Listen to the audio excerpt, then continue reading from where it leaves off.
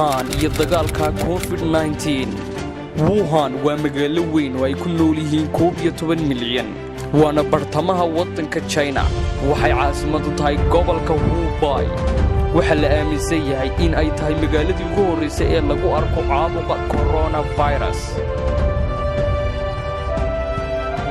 January 23 waxa WUHAN laga xaqiijiyay 495 kiis. China 10 cisho gudahood waxa lagu dhisay hospitaal qaadaya bukaan kaasi oo loogu talagalay in la jiifiyo lana dhigo bukaanada u rito caabuqa coronavirus. 25 January China ayaa qabtay shir waxa la muujiyay kalsooni laga qabo ku guuleysiga dagaalka China kula jira COVID-19 balse nasiib darro caabuqa ayaa sii fiday. 2 Febraayo 2020 waxaa sii kordhay wadarta kiisaska laga xaqiijiyay China waxayna dhaaftay 5,000 oo kiis. hal maalin kadib waxa la bilaabay dhismaha 3 isbitaal kuwaasi oo ah kumeel gaadh.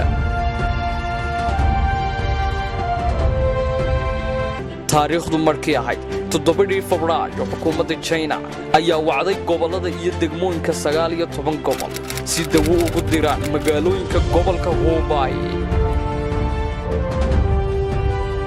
9 Febraayo dhakhaatiir caafimaad oo ay tiradoodu dhantay 6,000 ayaa ka degay airportka WUHAN. Febraayo 11 wadarta tirada la xaqiijiyay ayaa gaadhay ku dhawaad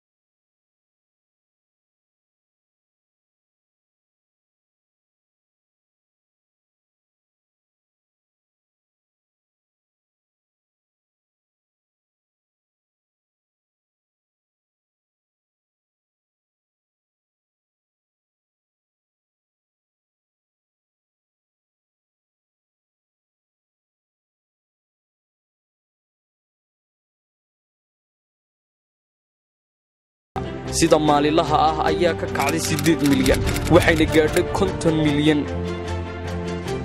waxa marba marka ka sii dambeeya sii kordhaya gurmadka loo yahay WUHAN.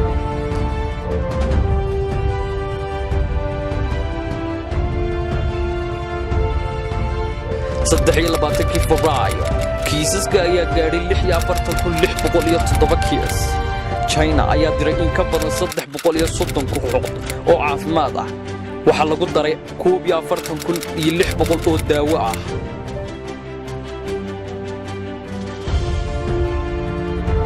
hay'adaha caafimaadka sida hay'adda caafimaadka adduunka ee WHO ayaa baaqiya iyo warbixinooyin kala duwan ka soo baxeen.